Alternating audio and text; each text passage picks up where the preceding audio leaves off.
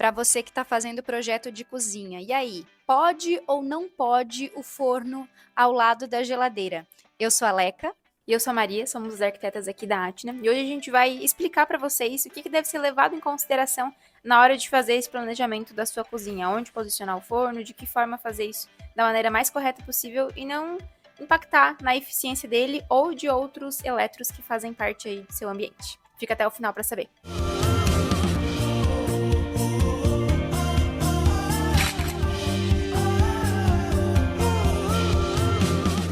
Essa foi uma questão que foi levantada essa semana num projeto que a gente apresentou.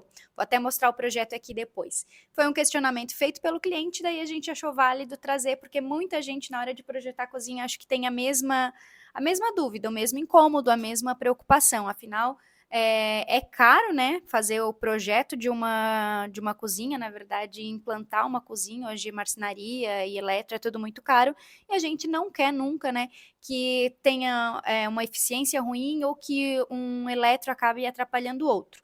E a pergunta que não quer calar, então, afinal é: pode ou não pode?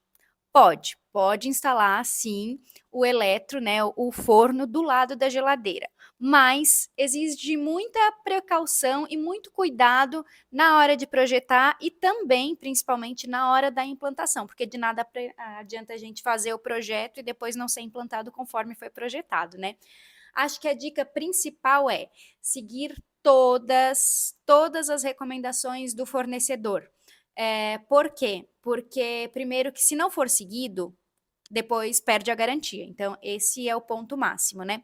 E sim, todos os aparelhos eles têm dispersão de calor, então a gente tem que tomar esse cuidado. E o que acontece é que muitas pessoas, quando não implantam isso do jeito certo, começam a observar que ali naquela zona de calor, acaba comprometendo ou o MDF, ou queimando algum aparelho, e até aumentando o consumo da geladeira, porque ela tem que trabalhar muito mais para poder ficar resfriada, para suportar o calor que o forno está gerando. Então, esse é um dos cuidados que a gente tem que ter, né? Nesse posicionamento e pensar nesse móvel com essa ventilação e sim seguindo todas as instruções do fornecedor do eletro. Mas aí agora chega de suspense. Qual que é esse jeito certo, né? Claro que vai depender muito do modelo, da marca, do fabricante em si, mas de forma geral o que a gente precisa. Ou melhor, vou começar primeiro falando o que não fazer. Não dá para colar diretamente o forno logo ao lado da geladeira, um eletro encostado no outro. Isso nunca, jamais, porque não importa o quão eficiente ou tecnológico sejam esses aparelhos, isso vai comprometer de alguma forma. Então, o que a gente precisa fazer é criar uma barreira física entre essas duas peças. E aí pode ser uma lateral de MDF. Esse cliente dessa semana, ele até comentou de criar algum tipo de isolamento térmico dentro desse MDF, né? Então, fazer como se fosse um sanduíche MDF para dar o acabamento bonito. Na parte de dentro, a gente trabalhar com algum tipo de isolante térmico e depois fazer o outro acabamento na outra face em MDF. Também é uma opção para a gente reduzir essa troca de calor entre os produtos, né?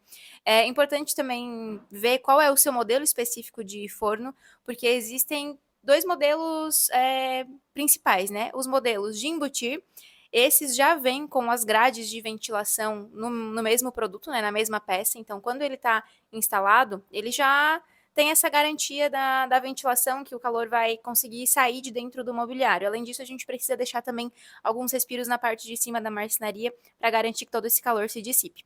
Mas se por acaso for um eletro, né, um forno de bancada, aí a gente precisa fazer um nicho para ele e deixar os respiros, algumas folgas, e aí é importante ver nesse fabricante qual é o tamanho mínimo de folga que ele pede entre o eletro e o nicho.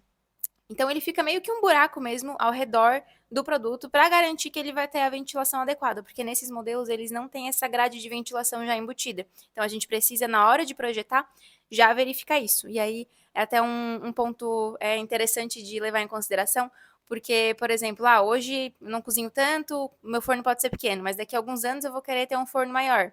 Então, esse tamanho de nicho vai suportar depois essa troca de um forno daqui a algum tempo? Ou eu vou querer refazer a marcenaria já, para atualizar e, enfim, deixar de acordo com o tamanho do meu novo forno, né? Isso não só para forno, mas também para geladeira e para outros eletros que são, assim, mais embutidos, né? Então, levar em consideração se o modelo já tem ventilação e sempre deixar essa barreira física entre o forno e a geladeira. E aí aqui eu acho que vale para a gente sempre pensar na funcionalidade, que é o melhor posicionamento para esses fornos. Então, a gente sempre fica dividido aqui entre o que que é melhor a gente colocar na torre quente, né? Que a torre quente nada mais é do que uma torre de produtos que emitem calor. No caso, o combo micro-ondas e forno, ou então na bancada. Isso vai depender sempre da preferência do cliente. Aqui a gente analisa muito o layout do espaço para saber o que, que vai caber. Por exemplo, nesse projeto dessa semana, a gente começou fazendo uma torre quente e depois a gente acabou migrando para fazer ele de bancada, porque a gente tinha entendido que o cliente preferia na torre quente, mas na conversa, ao longo da apresentação, a gente viu que se o forno ficasse abaixo da bancada, e daí é uma das posições boas, a gente conseguiria ter esse acesso mais prático entre tirar o alimento quente, né, do forno e ter um posicionamento em cima da bancada. Então essa é uma dica extra também. Sempre que for ter um forno, se preocupar com que o acesso à bancada seja muito fácil, muito prático, porque você vai estar com aquele alimento quente na mão, tu precisa colocar ele para descansar em algum ponto, tá? A questão da torre também é que, primeiro, questão de ergonomia, então a gente não pode colocar ele muito alto, porque pensa que eu vou tirar o alimento quente e eu tenho que ter esse respaldo. É sempre importante que ele fique ou um pouquinho mais abaixo, né, como se fosse na altura da bancada, ou até assim mais no alinhamento do meu braço, para que a gente tenha essa ergonomia e segurança de colocar. E também, independente daí na bancada ou na torre quente, procurar sempre pensar nos espaços de circulação. Porque como vai ter tráfego ali de gente, é importante que eu não tenha essa abertura do forno para onde tem gente circulando. Até tem uns fornos mais modernos, mais contemporâneos, que eles já têm um sistema muito eficiente de ventilação deles, mas também eles têm uma coisa bem legal, que é a frente de vidro triplo. Então, se tiver alguém passando, encostar a mão, ele não queima, tá? A gente sempre dá essa preferência, essa indicação para o cliente escolher isso, mas, além disso, sempre cuidar em que posicionamento que ele vai estar na cozinha. Se tem muita gente circulando por ali, pode ser um grande indício de que é uma área errada para colocar o forno. Então, pense sempre nisso. Gente circulando e espaço para soltar a forma quente. E aí, complementando o que a Leca falou sobre bancada, torre quente, questão do vidro triplo também. Principalmente para quem tem criança, e se o forno for de bancada, ou ainda que ele seja em torre, mas esteja numa altura acessível, dê preferência sempre pelo vidro triplo, principalmente nesses casos, porque pode correr o risco da criança estar passando e colocar a mãozinha e vai estar quente, né? Então, pelo menos o vidro triplo ele vai dar uma amenizada e não vai não vai correr o risco de causar uma queimadura, por exemplo, ele fica só um pouquinho quentinho, morninho. E um erro que tanto eu quanto a Leca já cometemos, que tem relação com isso, é colocar o forno abaixo do fogão e ter uma gaveta entre eles, porque a gente gosta de aproveitar todos os espaços, né? Principalmente em área de cozinha, que a gente tem muitos utensílios, então a gente gosta de otimizar ao máximo esses espaços. Porém, o fogão por si só ele já emite calor. Se a gente coloca embaixo do fogão o forno e entre eles uma gaveta, são duas fontes de calor, principalmente quando eles estão ligados ao mesmo tempo, que vão estar ventilando ali naquela área. Então, isso faz com que o que esteja armazenado naquela gaveta fique bem quente. Então, por exemplo, o que eu cometi de erro foi no apartamento do meu namorado, a gente ainda não tem o forno instalado, a gente usa, por enquanto, só o fogão, e ainda assim a gaveta de talher que fica abaixo fica muito quente os talheres quando a gente usa o fogão. Então imagina quando tiver o forno ligado. Então, se por acaso você for utilizar aí o seu fogão embaixo do seu forno, embaixo do seu fogão, não faça nenhuma gaveta entre eles. Fica a dica. Então, a conclusão é de pode ou não pode? Pode, como a gente já falou, tem que resguardar todos os cuidados. E aí a gente vai encerrar com uma dica. Primeiro, a marcenaria tem que ser muito bem planejada e se assegurar de que a marcenaria vai cumprir tudo o que foi feito em projeto e também as recomendações do fornecedor. Esse é bem importante, né? Fazendo um resumo do que a gente falou aqui.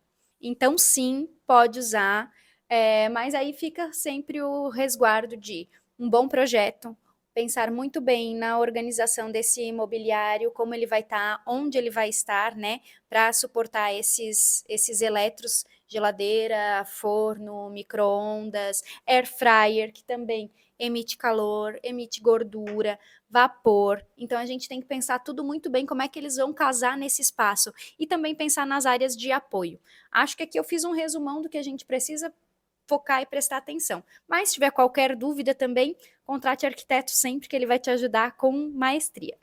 Ou melhor, contrate a gente. Não qualquer arquiteto. E aí, como a cozinha é um espaço, acho que o mais complexo da casa, né? Porque envolve muita coisa, tem elétrico, tem metal, tem revestimento, tem pedra, tem marcenaria, tem tudo. E tem que ser bonito. E tem que ser bonito e funcional ainda, além disso tudo. A gente sabe que pode gerar bastante dúvidas, então, se vocês tiverem dúvidas mais sobre esse ambiente, deixa aqui pra gente embaixo. Se por acaso conhece alguém que tá pensando em reformar a sua cozinha ou que tá no meio desse processo, encaminha esse vídeo, porque eu acho que tem dicas super valiosas do que a pessoa deve levar em consideração na hora de pensar esse espaço. E acompanha a gente aqui no canal do YouTube, se inscreve, e nas nossas redes sociais também, que sempre tem bastante conteúdo legal. Até o próximo. Tchau, tchau. Beijo.